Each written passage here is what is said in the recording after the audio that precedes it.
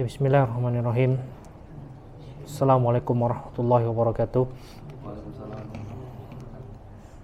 Alhamdulillahirabbil alamin. Wa bihi nasta'in ala umuri dunya waddin. Sallallahu wasallamu ala nabiyyina Muhammadin wa ala alihi wa ashabihi wa man sara ala nahjihi wa kafa bihadihi ila yaumiddin. Amma ba'du. Para ikhwan yang berkumpul di sini ya, yang akan bagi kita untuk meraih ilmu yang bermanfaat, yang bisa kita amalkan dan kita manfaatkan dalam kehidupan sehari-hari ya. Dan semoga Allah Jalla Jalaluhu senantiasa merahmati kita dan menjadikan kita orang-orang yang cinta kepada ilmu dan para ulama.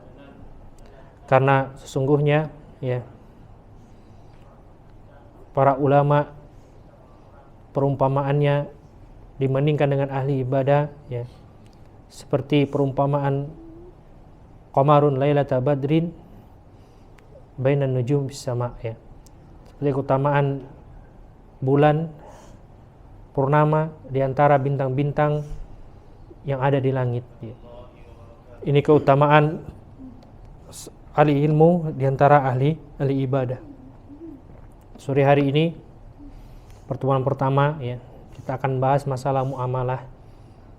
Masalah yang penting yang harus kita pahami ya, yang harus kita kuasai, karena kita hidup di dunia ini ada hubungan kepada Allah yang harus kita bangun, hablum minallah, dengan beribadah kepada Allah, mengesahkan diri, mengesahkan dan menghambakan diri hanya kepada Allah tabaraka wa ta'ala. Dan di samping itu juga ada hablum minan nas, ada hubungan kita dengan sesama manusia ya. Yang kita di antara dua hubungan ini ya, jangan ada terjadi ketimpangan.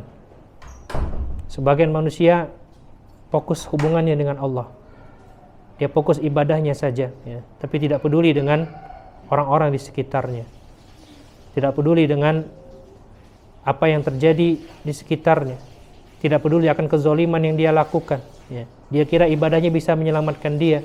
Dia tidak tahu bahwasanya Allah itu adalah zat yang maha adil, yang bisa memberikan hukuman ya, yang juga bisa mengampuni dosa-dosa bagi siapapun yang Allah kehendaki.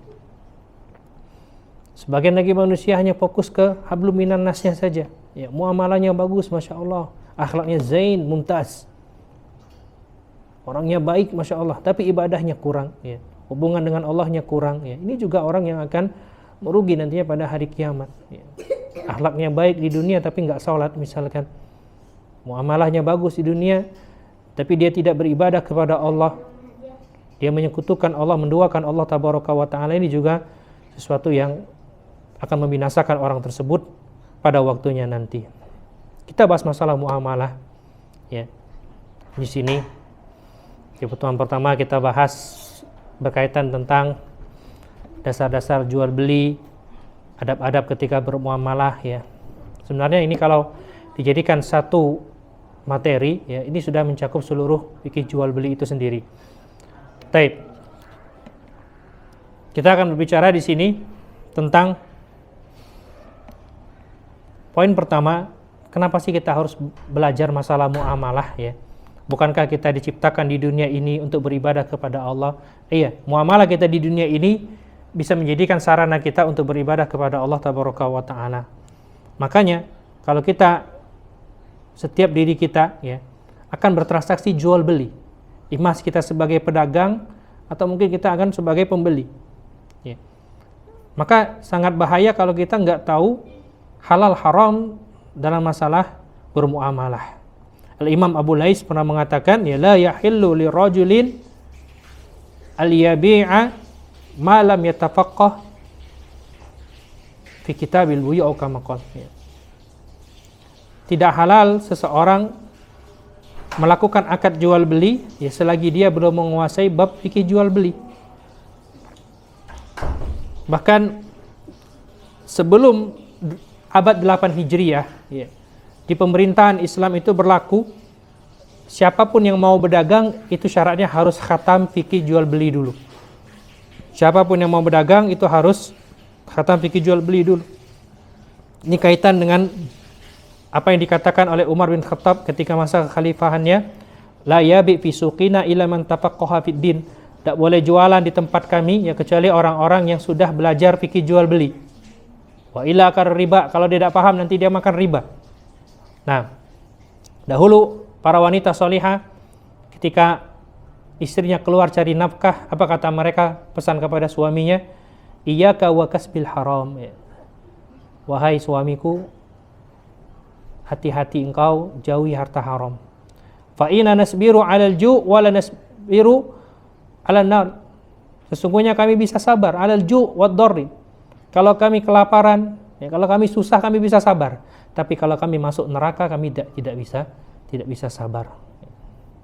Makanya Imam Al-Ghazali di dalam Ihya Ulumuddin mengatakan, ya, bahkan Imam Syafi'i juga mengatakan demikian, adanya konsensus, adanya kesepakatan para ulama, faman ta'allama wa 'amila bimuqtada ma 'alima atau Allah Ta'ala ta'atain. Yang dia belajar, mengamalkan ilmu, maka dia telah melakukan kedua ketaatan kepada Allah Tabaraka wa Ta'ala. Apa ketaatan itu? Ketaatan karena belajar dan ketaatan karena mengamalkan ilmunya. Wa man lam ya'lam wa lam ya'mal faqad asallahu maksiatain. Yang dia tidak belajar kemudian juga tidak beramal, maka maksiatnya dua kali, ya. Maksiat ketika tidak mau belajar, maksiat ketika tidak mau beramal. Wa man alima wa lam ya'mal bi muqtada ilmihi faqad ata Allah Ta'ala ta'atan wa asahu maksiatan. Barang siapa yang dia berilmu tapi tidak mengamalkan ilmunya, maka dia telah mentaati Allah dalam satu ketaatan, yaitu menuntut ilmu, dan dia telah bermaksiat kepada Allah dengan satu kemaksiatan, yaitu tidak mengamalkan ilmunya, ya. Maka penting bagi kita semua yang akan bermuamalah kepada orang lain untuk memahami kaidah-kaidah dasar dalam jual beli, ya. Berikut juga adab-adab dalam bermuamalah. Baik. Kalau kita bicara dasar-dasar jual beli, ya, itu kaitannya dengan rukun dan syarat dari jual beli itu sendiri. Kaitannya dengan apa? Dengan rukun dan syarat dari jual beli itu sendiri. Baik. Di dalam jual beli, ya, ada rukun, ada syarat. Apa itu rukun? Apa itu syarat? Rukun itu ma la yatimul bai'a illa biwujudiha. Tidak sah jual beli kita melainkan harus ada rukun-rukun ini, ya. Tidak sah atau tidak sempurna jual beli kita melainkan harus ada rukun-rukun ini. Nah, adapun syarat ini berkaitan dengan setiap poin di dalam rukun-rukun jual beli, ya, agar tidak terjadi perselisihan dalam muamalah berkaitan dengan kedua belah pihak, ya. Jadi kalau syarat itu lebih kepada poin-poin yang berkaitan dengan rukunnya. Jadi bahas rukunnya dulu. Rukun itu ada 3, ya, jual beli itu. Yang pertama al-aqidan, 2 orang yang bertransaksi, ada penjual ada pembeli, ya. Kemudian juga yang kedua al-ma'qudu alaihi, yang objek yang diakadkan, ya, ma'qud alaihi, ada barang dan ada harga, ya. Kemudian as-sighah. Sighah ini redaksi jual beli itu sendiri. Nah, jadi ada pelaku, ada objeknya, kemudian ada lafaz ijab dan qabulnya. Ini rukun jual beli. Taib. Maka syarat yang berkaitan dengan yang pertama, ya, subjeknya atau pelakunya, maka mereka harus orang yang akil balik ar-rusydu. Kemudian tawajud ar-taradi bainat tarafain wal milqiyatu aqidaini lil ma'qud alaihi. Syarat yang pertama harus berakal, ya. Tidak sah jual beli dengan uang gilo. Tidak sah jual beli dengan uang mabuk, ya. karena sedang hilang akalnya. Jadi yang pertama harus berakal. Nah, kemudian balik, ya. Maka bagaimana hukum jual beli dengan anak kecil? Kata para ulama, ya, tasarrufus sabi fima yata'awwadu alaihi sibyan yajuz, atau kama qala. Perbuatan anak kecil pada sebuah transaksi yaitu biasa dilakukan oleh anak-anak yang sifatnya remeh-temeh, maka itu diperbolehkan, ya. Anak kecil misalkan belanja ke warung sekedar 2.000, 5.000, diperbolehkan, ya. Tapi kalau sudah level yang tidak wajar, anak kecil misalkan beli voucher game 1 juta, ya. Nah, ini jangan langsung diterima, ya, karena mereka belum sampai kepada level balik, ya. Tanyakan dulu kepada orang tuanya, kepada walinya, seperti itu, ya. Maka syarat untuk pelaku atau subjek dari jual beli itu sendiri selain berakal harus balik, ya. Anak kecil itu hanya diperbolehkan pada yang sifatnya remeh-temeh, ya. Suruh mungkin beli gula ke warung, ya, masih diperbolehkan, ya. Tapi kalau sifatnya sudah besar, sudah nggak wajar untuk transaksi seorang anak kecil, maka tidak memenuhi syarat jual belinya bisa tidak sah, ya. Kemudian juga di antara syarat berikutnya adalah ar-rusydu. Rusydu itu apa, ya? Orang yang sudah bijaksana dalam membelanjakan hartanya, ya. Lawan dari ar-rusydu atau rasyid, ya, itu adalah orang yang at-tafih atau safih, ya, orang yang dungu, orang yang mungkin kalau bahasa kita tuh bodoh-bodoh-loan. Nah, tahu enggak bahasa linggau, ya, seperti itu. Kalau jual beli, suruh beli ini beli, ya. Apa yang kau beli? Tidak tahu, beli, baik, ya. Nah, itu belum rusyd orang tersebut, ya. Belum memenuhi syarat untuk melakukan jual beli, ya. Jadi bisa bijaksana dalam membelanjakan hartanya, tidak mubazir, ya, tidak juga terlalu pelit. Baik. Kemudian syarat berikutnya ada yang saling ridho antara kedua belah pihak, ya. Ada yang saling ridho. Kalau salah satunya tidak ridho, ya, maka transaksi tersebut belum memenuhi syaratnya. Harus adanya saling ridho, ya. Tidak halal harta seseorang ila an tibin nafsi, kecuali ada kerelaan di situ, ada ridho di situ. Ya, tinggal tidak boleh kita memaksa seseorang untuk melakukan transaksi kalau dia tidak ridho, ya. Nah, beda dengan merayu, ya, konsumen sebagai penjual, kita mengatakan dengan perkataan sejujurnya keunggulan apa yang kita jual atau barang kita, ya. Ini beda. Ini di antara trik bertransaksi. Yang tidak diperbolehkan itu adalah memaksa, ya, ketika orang tersebut tidak mau, ya, dan kita juga tidak bisa menunjukkan keunggulan yang lebih dari apa yang kita perdagangkan, kemudian kita memaksa, maka itu tidak diperbolehkan. Kemudian, ya, syarat untuk pelaku jual beli itu sendiri adanya kepemilikan, ya, barang yang diakadkan atau objek yang diakadkan. Penjual memiliki barang itu dengan sah, ya, pembeli memiliki uang itu dengan sah. Nah, ada kepemilikan yang sah di antara keduanya, ya. Bisa dengan kepemilikan sendiri, bisa dengan perwakilan, ya, dia menjualkan punya orang lain atau dia membeli titipan dari orang lain, ya, itu diperbolehkan. Sehingga ada kepemilikan sah. Makanya kenapa transaksi segitiga di beberapa lembaga konvensional itu masuk ke kategori riba terselubung, ya. Karena pihak ketiga itu biasanya hanya penyedia dana, ya. Hanya penyedia dana, kemudian dia bertransaksi kredit dengan pihak kedua, bertransaksi cash dengan pihak pertama, ya, tugas dia hanya menyediakan dana, tidak ada kepemilikan barang yang berpindah. Ya, barang belum berpindah sama dia, dia sudah jual ke yang ketiga dengan secara kredit dengan mengambil keuntungan. Ya, inilah namanya riba terselubung. Ya.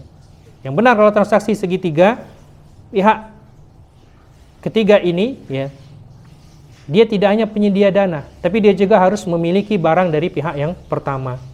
Ya, umpamanya beli motor, beli kendaraan, pastikan barang itu sudah dikuasai oleh pihak penyedia dana ini.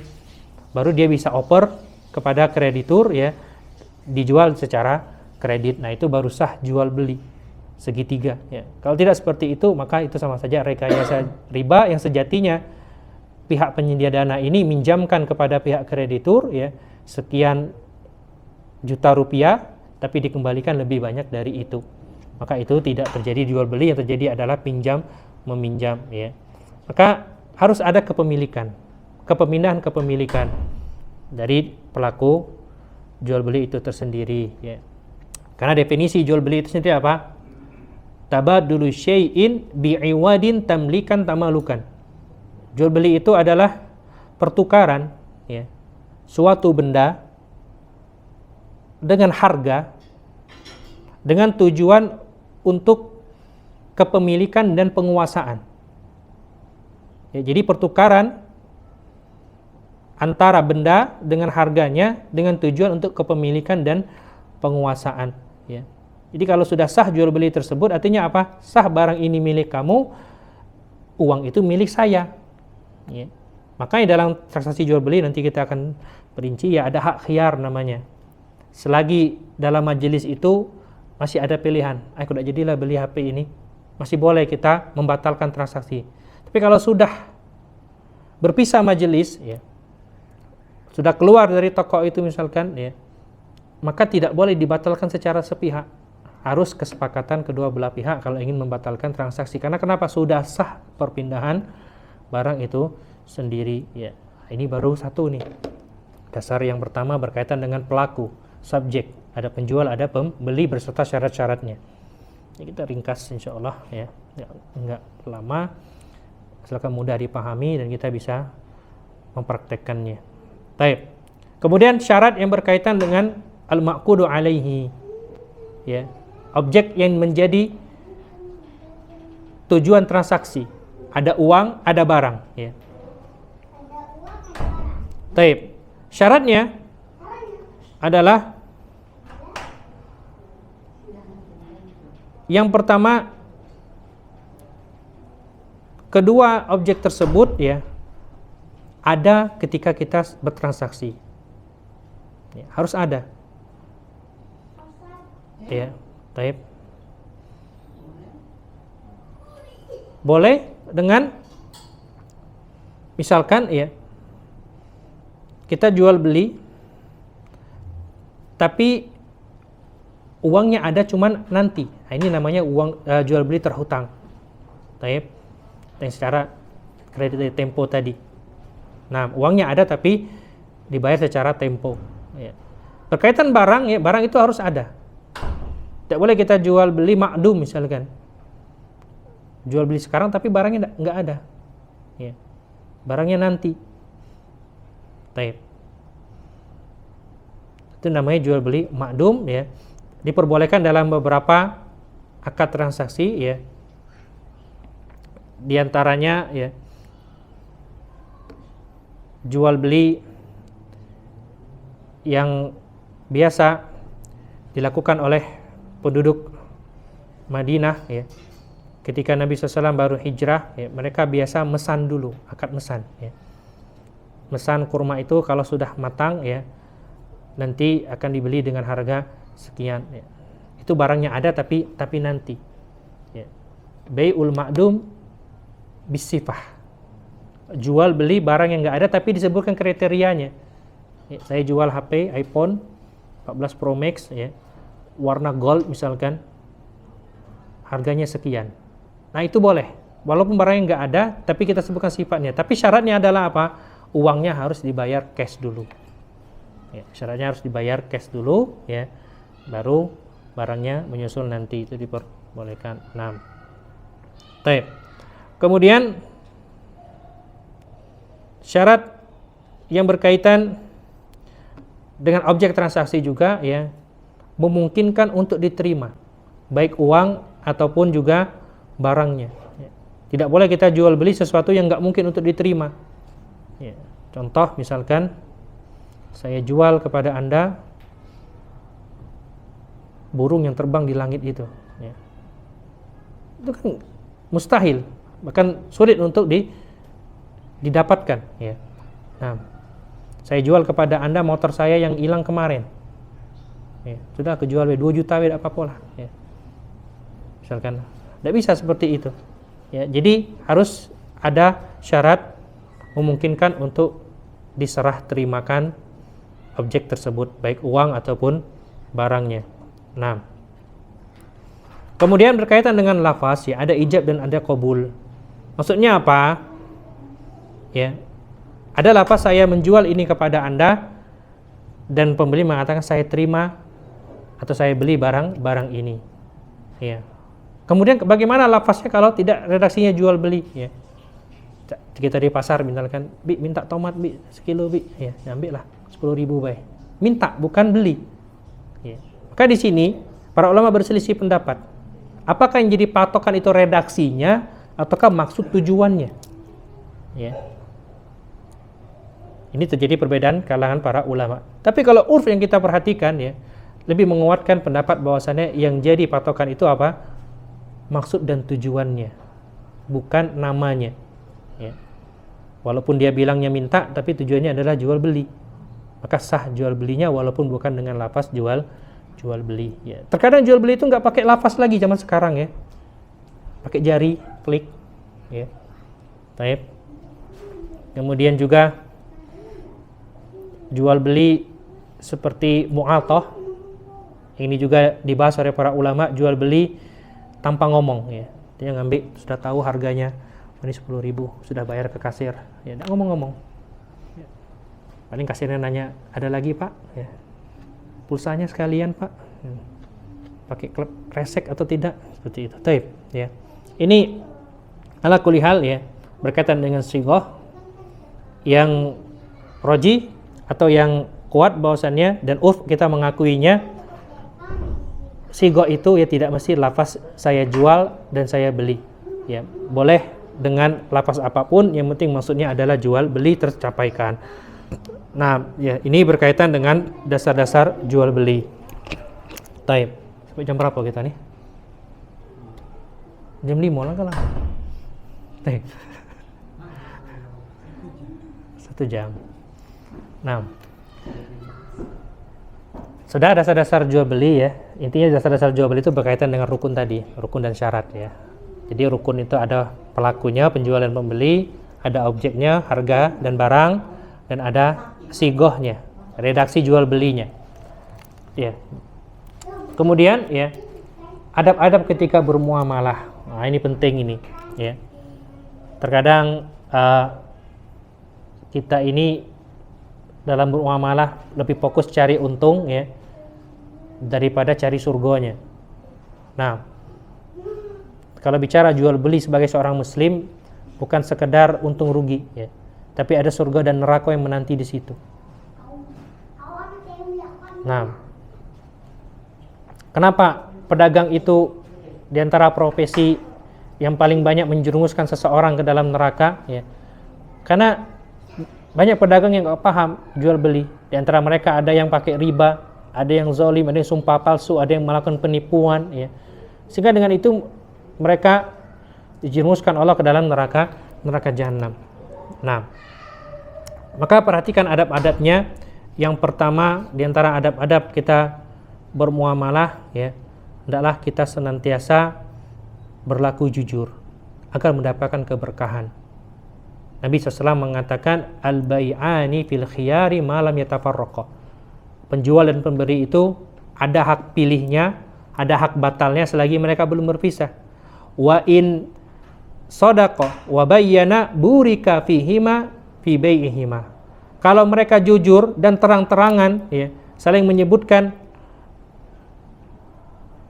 barang sering menyebutkan yang mereka jual masing-masing ya secara terus terang, maka akan diberkahi pada transaksi keduanya. Wa in kata wa kazzaba ya nuzi'a barakatan fi bai'ihima aw kama qala. Kalau mereka ternyata melakukan pendustaan, berbohong atau menyembunyikan aib dari suatu barang yang dia jual ya, maka Allah cabut keberkahan dari jual belinya. Makanya perhatikan ya, pedagang-pedagang yang bohong ya, suka berdusta itu ya, usaha mereka maju, berkembang berkah tak kira-kira ya. 10 tahun usahanya itu tidak berkembang-kembang. Kenapa? Berbohong tadi ya. Allah cabut keberkahan dari jual belinya, nggak maju-maju jual belinya. Kenapa? Karena berbohong dan menyembunyikan aib dari barang dagangan ya. Yang pertama, hendaklah senantiasa berlaku jujur dalam bermuamalah, baik ketika menjual ataupun ketika membeli ya. Kemudian yang kedua ya, di antara adab-adab jual beli ya, hendaklah kita berlaku adil kepada saudara-saudara kita ya. Maksudnya apa?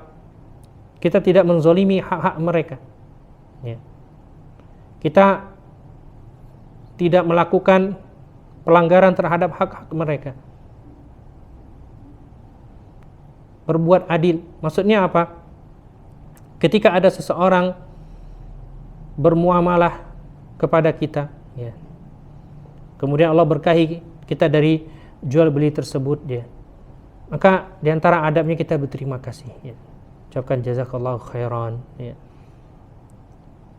Pun ketika dia nggak jadi sama kita ya, kita tetap doakan keberkahan ya. Kemudian diantara yang dicontohkan para salaf terdahulu ya, ketika mereka punya dagangan dan dagangannya sama, ini masih dipraktekkan sampai zaman sekarang oleh sebagian orang-orang soleh ya. Mereka misalkan ada 2 toko sama barang dagangannya, yang satu lebih ramai, yang satu kurang ramai ya.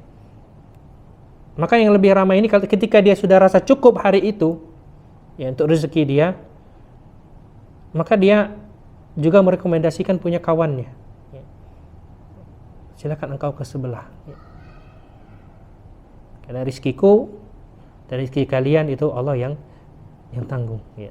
Baik. Kemudian juga diantara adab dalam bermuamalah, bersaing secara sehat ya. Tidak boleh kita menjelek-jelekkan produk orang lain dengan cara yang tidak sehat ya. Yang harus kita lakukan apa? Tampilkan apa yang kita jual dengan sejujurnya, apa keunggulan kita ya, yang sejujurnya, tanpa harus menjelekkan brand orang lain secara tidak sehat ya.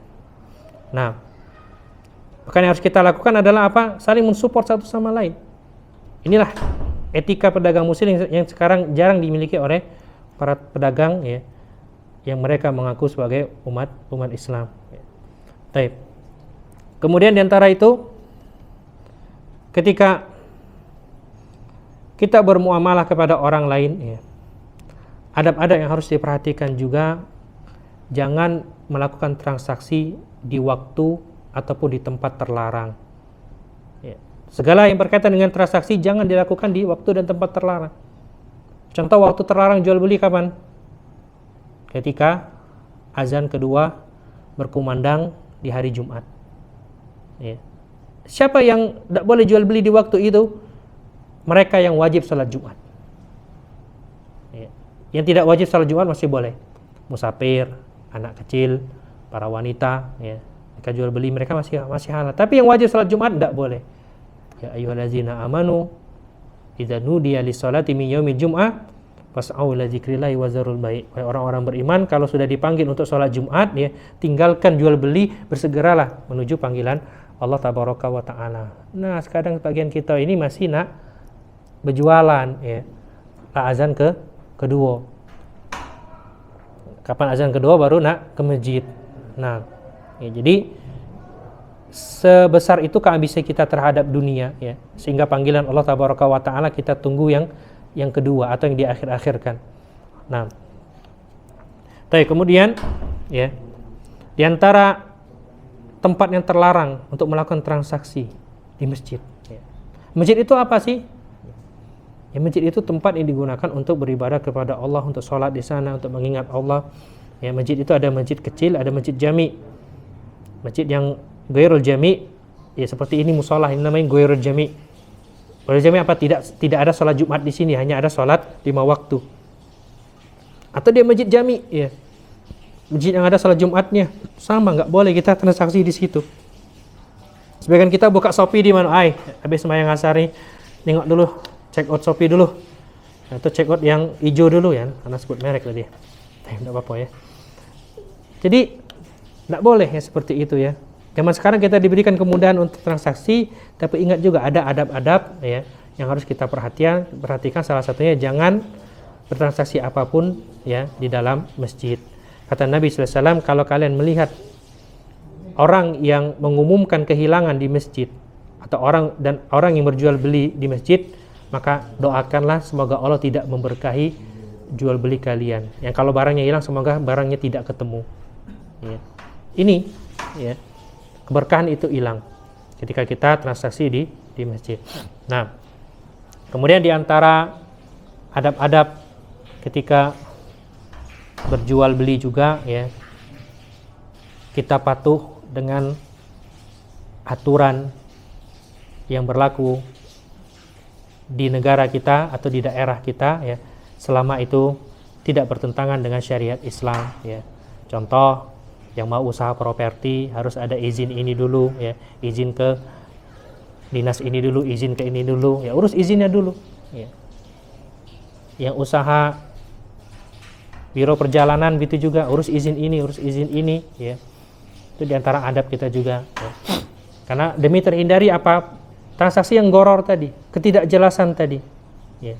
Enggak, kalau ada izin dari pemerintah itu ada jaminan bahwasanya kita tidak menjual produk yang goror atau produk yang tidak jelas ya asal usulnya. Nah, itu diantara beberapa adab ya di dalam transaksi jual beli.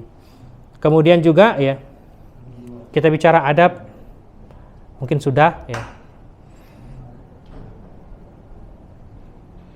Hal berikutnya yang paling penting, kita harus memahami kenapa transaksi kita bisa dikatakan haram, tidak sah atau batal ya. Haram, tidak sah atau batal.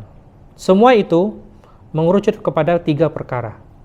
Apabila 3 perkara ini ada dalam transaksi kita, apapun jenisnya, maka transaksi kita dikatakan tidak sah, batil, dan haram. Apa 3 hal tersebut? Yang pertama, riba ya.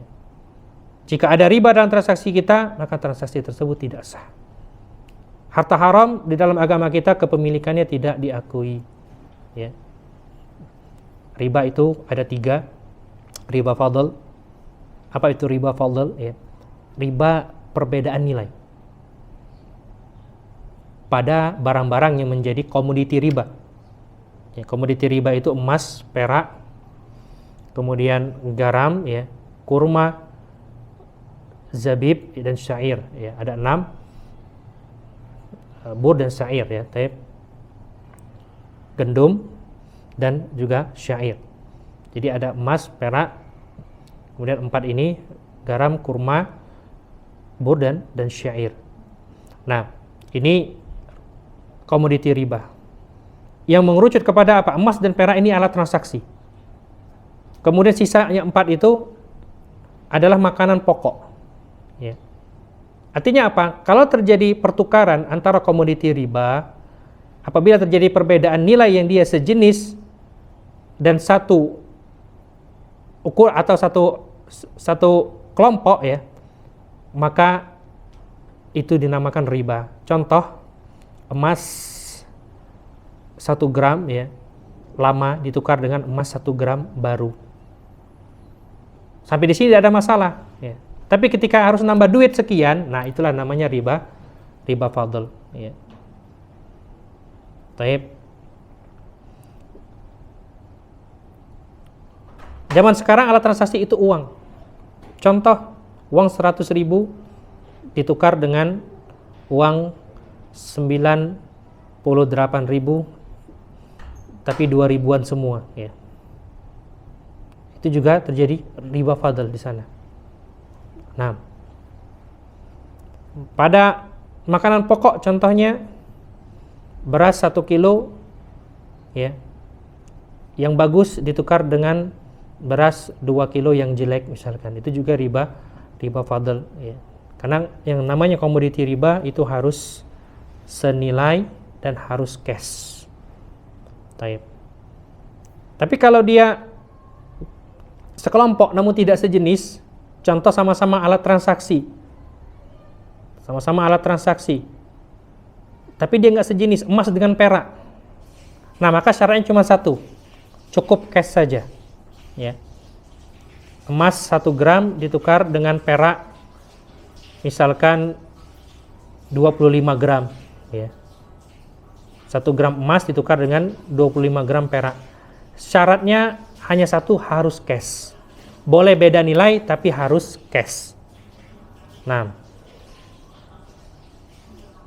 alat transaksi kita zaman sekarang duit, ya. Itu dianalogikan dengan emas dan perak. Rupiah ditukar dengan dolar, ya. 1 dolar 15.700 rupiah. Boleh ditukar, beda nilai, ya. Yang satu nilainya satu, yang satu nilainya 15.700. Boleh tukar, tapi syaratnya harus cash, ya. Tidak boleh tunda. Oh, nanti dolarnya nanti, ya. Tidak boleh, harus cash saat itu juga. Nah, ini pada alat transaksi, ya. Pada dia yang sekelompok tapi beda jenis. Kalau dia beda kelompok, beda jenis, maka inilah jual beli, ya. Seperti emas 1 gram ditukar dengan beras setengah kuintal misalkan, ya. Boleh seperti itu. Nah, karena ini jual beli, dan boleh juga tidak cash, ya. Emasnya sekarang, berasnya nanti. Ini jual beli namanya. Nah, sama kita uang, ya, 100.000 dapat beras sekarung, ya. Itu boleh tidak cash, ya. Dan boleh berbeda nilai. Nah, ini riba fadl. Baru bahas riba bela panjang. Riba yang kedua namanya riba nasiah. Penambahan waktu, tempo, ya, pelunasan atau tagihan, ya, ketika apa? Ketika terjadi misalnya terlambat membayar, ya, ditambah temponya. Nah, maka penambahan tempo itu otomatis menyebabkan tambahan tagihan. Nah, tambahan tagihan itulah namanya riba nasiah namanya. Riba nasiah. Tempo yang bertambah karena sebab keterlambatan membayar. Ini riba ini sudah ada sejak zaman para sahabat dahulu, ya. Itu juga riba fadl, sudah ada sejak zaman Nabi SAW. Dan yang terakhir riba namanya riba jahiliyah. Riba yang terjadi pada utang piutang, ya. Minjam 100.000 baliknya 121.000 atau 102.100, ya. Nah, itu riba jahiliyah namanya, ya. Riba jahiliyah yang banyak menjamur zaman sekarang, ya, di lembaga-lembaga konvensional, itu semua masuk ke riba jahiliyah. Terserah mau namanya bunga, mau apa, ya. Itu namanya bunga haram, ya. Walaupun dinamakan bunga karena ilustrasi atau bayangan bunga itu kan cantik, ya, indah, harum, ya, tapi tidak dengan bunga riba, ya, itu haram dan bahkan dosanya lebih buruk daripada menzinai ibu kandung sendiri.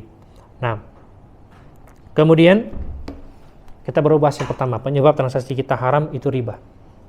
Yang kedua, ya, penyebab transaksi kita haram itu adanya goror, ketidakjelasan, ya. Termasuk salah satunya goror itu usahanya belum punya izin, tapi sudah jalan. Ya. Goror dari mana? Sisi keamanannya. Ya. Siapa yang jamin ini kalau terjadi masalah misalkan? Itu kan goror. Ya. Kemudian juga diantara goror itu barangnya tidak jelas. Apa yang dijual itu? Ya. Pokoknya kejual sesuatu kau nak beli tak? Ya. Itu goror dari sisi barangnya. Nah, goror dalam akad sosial boleh. Contoh kita ngasih hadiah ke orang, ada 3 kotak, ya, sama satu warna hitam, satu warna merah, satu warna kuning. Kau milih kotak apa? Ya. Aku milih kotak kuning. Isinya apa? Ternyata isinya duit 100.000 ya. Kau milih kotak apa? Kotak hitam ya. Kotak hitam ternyata istrinya apa? Voucher berobat di rumah sakit Air Bunda misalkan, ya kan? Aku yang milih kotak merah isinya apa? Dapat iPhone misalkan. Ya. Itu kalau hadiah yang berkaitan akad sosial boleh. Goror ya, barang yang disembunyikan. Tapi kalau jual beli harus jelas. Baik. Kemudian juga ya, goror ini terkadang berkaitan dengan barang ini tidak mungkin untuk diterima ya. Contoh zaman sekarang ini permainan mesin capit itu ya. Kadang dapat, kadang tidak. Ya. Termasuk juga mainan lempar gelang ya, lempar-lempar apalah yang di pasar malam itu yang ada hadiahnya, terkadang hadiahnya dapat atau tidak. Memang bahasanya hadiah. Cuman yang jadi masalah, ini tidak termasuk hadiah secara syar'i, ada uang yang harus kita bayar dulu kalau nak main itu. Ya kan? Bayar 15.000. Kadang dapat, kadang tidak. Nah, ini goror namanya jual beli. Beda kalau hadiah murni. Kalau hadiah murni itu nggak ada uang yang harus kita bayar. Ayo siapa yang mau main ini? Ya main panah ini. Sip, yang dapat dikasih voucher atau dikasih HP, dikasih ini ya. Nggak tanpa harus bayar sama sekali. Nah, itu baru diperbolehkan. Tapi kalau ada bayar, maka dia jadi jual beli yang goror ya. Nah, kemudian goror juga bisa berkaitan dengan harga ya. Nah, kamu nak beli dah HP aku ini, harganya berapa? Agak lah, pegang lalu belilah dulu pokoknya ya, harganya besok ya. Taib. Ini ya berkaitan dengan apa? Goror dari sisi harganya. Nah, Masya Allah ya. Nah, ada pertanyaan? Dari Bapak Ari Pamungkas nih, Masya Allah, Ari Pamungkas ya. Apa kabar Ari? Kalau kita beli emas tapi dengan cara nyicil atau sistem arisan, apakah ini disebut riba? Iya. Emas cara nyicil atau sistem arisan ya. Nyicilnya cak mana dulu ya. Kalau misalnya aku beli nih emas 10 gram sekarang, tapi bayarnya nyicil ya selama 10 bulan sekian rupiah bayarnya, makanya tidak boleh ya. Emas dengan uang itu harus cash. Taib, emas dan uang itu harus cash. Boleh berbeda nilai tapi harus cash. Nah, arisan cak mana? Arisan diperinci. Kalau arisan modelnya kayak cicilan tadi, dalam artian emasnya sudah ada ya, tapi kita nyicil dulu dengan arisan tadi, ini juga tidak boleh. Tapi kalau arisannya modelnya begini, nanti uangnya sudah terkumpul, sekian juta, baru diberikan emas cash ya. Setelah emas itu dapat, baru diserahkan kepada yang punya, yang dapat arisan, maka itu diperbolehkan ya.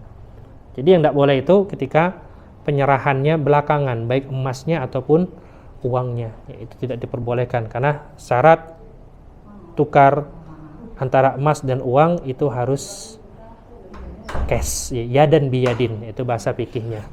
Nah ya, jadi kita lanjutkan ke goror tadi ya. Riba sudah, goror sudah. Sekarang satu lagi yang menyebabkan transaksi kita itu menjadi haram, adanya kezaliman. Nah, adanya kezaliman. Oh, ini banyak, ini contoh-contohnya ya. Kita bisa merinci nanti. Kezaliman ini bisa terjadi pada akad jual beli barang ya. Bisa melakukan penipuan, barangnya nggak sesuai dengan yang disifati, bisa juga ya.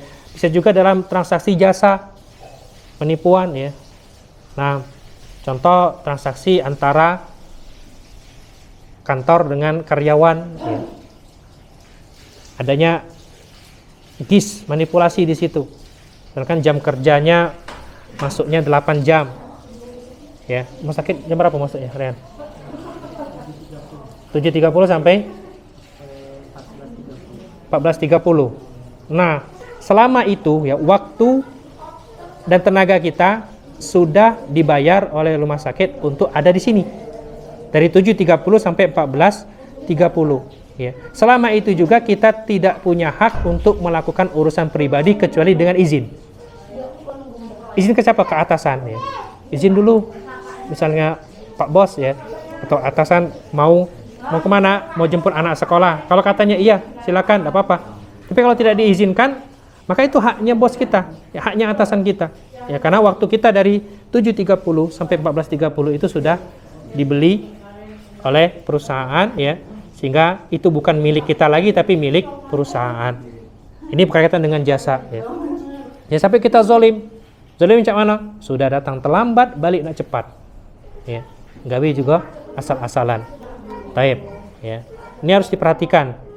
Makanya kita akan perinci nanti ketika di akad ijarah. Ya, akad ijarah itu akad antara seseorang yang membayar jasa dari orang lain.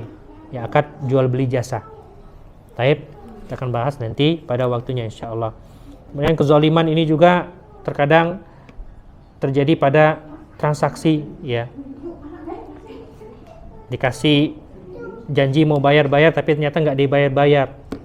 Akhirnya ternyata barang sudah diterima ya, tapi uang tidak sampai-sampai. Itu juga kezaliman. Nah, kezaliman seperti ini yang nantinya akan dituntut pada hari kiamat ya. Sejatinya pedagang muslim ini harus perhatikan ya, pedagang muslim itu tidak ada istilah harta kita itu hilang di dunia ini ya, nggak ada.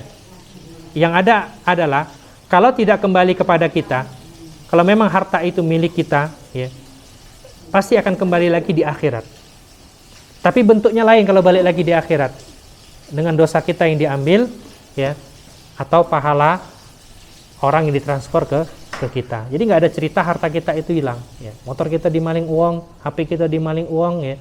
Tunggu baik, nanti di hari kiamat kalau nggak dibalikkan itu ya, maka dia akan bayar dengan amalan-amalannya, atau dia akan bayar dengan apa? Mengambil dosa orang lain ya. Hati-hati dengan namanya kezaliman. Az-zulmu zulumatun yaumal qiyamah. Kezaliman itu adalah kegelapan pada hari kiamat. Intinya apa? 3 hal ini kalau ada satu baik dalam transaksi kita, riba, goror, dan zolim, satu baik ada, transaksi kita haram ya, tidak sah dan batal.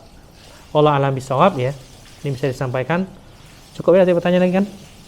Nah, ya, kita akhiri majelis kita. Subhanakallahumma wa bihamdik, asyhadu an la ilaha illa anta, astaghfiruka wa atubu ilaik. Wa assalamualaikum warahmatullahi wabarakatuh.